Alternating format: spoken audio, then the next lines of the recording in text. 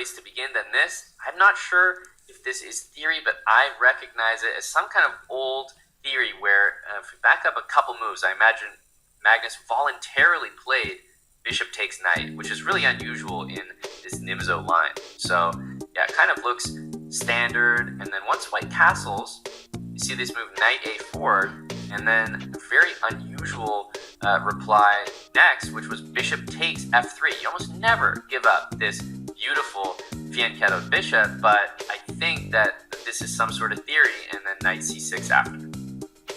Yeah, very interesting choice. I would take white here, and now after e5, just conceiving the d5 square. What was the idea behind? Yeah, I imagine there's also knight d4 to consider here. So after knight d4, maybe is it possible that black is a little bit worse, except maybe it's closer to a draw potentially?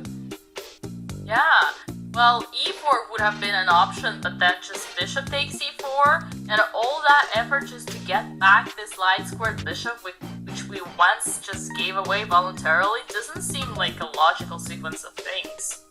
No, not at all. Yeah, I can count, and this does not look like a successful opening here for Magnus if he would go down this route. So the position that we actually have in the game makes a little bit more sense, as Magnus actually takes the d-pawn, and Esipenko says, go for it, I have the bishop pair, double pawns are not great, but honestly, I'd be happier with this than some of the variations you were pulling up there. Oh yeah, absolutely. And now black has this sort of double pawns, very, again, super unusual setup, but these bishops are really, oh, no, not this again. That's incredible. Please. This is a Why? day of g4s. Not a big fan. Trying to understand the idea, pushing the g5. Whoa, what an entrapping the knight. Amazing. And I guess the other interesting thing in terms of a dynamic that we mentioned, but we got to remember, is that Esipenko is playing for a win. Only a win matters here, so it makes me like the move g4 even more. Yeah. Whoa, and then h6 is the only option, but, well, listen, Aman, is that time for us to jump to yet another game? It certainly is. This has...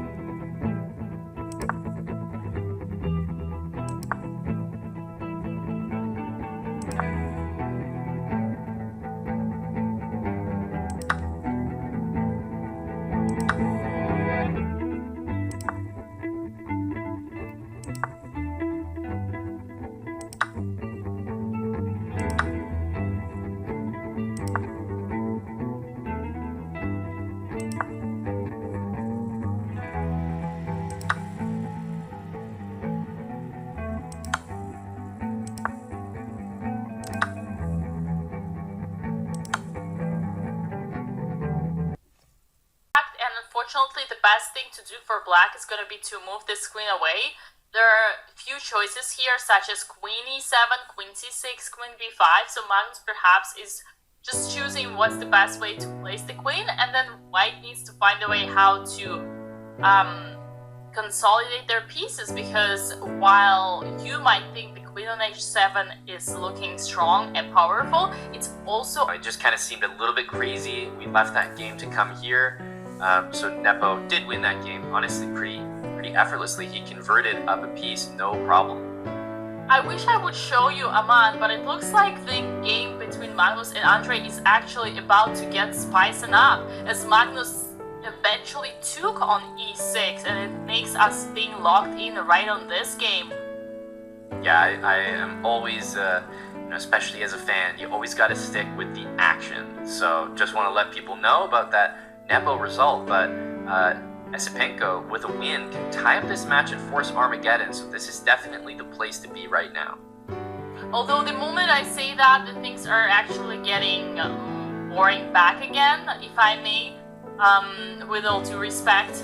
Now the queen is gonna take on g5, and it looks like Esipenko just doesn't have enough leverage to win this game. Well, definitely that's true, but I do like the bishop on g3, and I also like being up 15 seconds.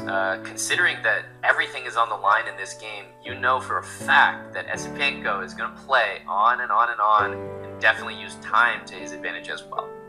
Do you also like being down a pawn? In this position, I don't mind it. Yeah, a7 is hanging, so I can win the pawn back right away. And I'll also play king g2, hitting the rook on h3, and maybe protecting against this sacrifice, rook takes g3, which might make a draw that Magnus wants. So yeah, maybe I don't mind that. All right, well that's very fair. In the meantime, other games are still going. Oh, we have another result just to make you know that Vasily So and Yuyan Ki have finished their game in a draw.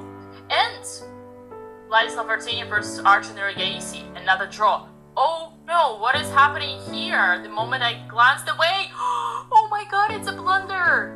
Yeah, queen h3 is in the position, and Esipenko can do nothing but hang his head in disbelief as rook takes g3. He obviously saw, but he didn't see the follow-up move, queen h3, winning the rook, and therefore Magnus Carlsen will win this round 1 matchup. So we have to show everybody that after pawn takes, queen takes, king h1 or king h1, you're gonna face queen h3, and that is a lost game. With a minute on the clock would be more than enough for Magnus to convert, and poor Andrey, we see his grief as he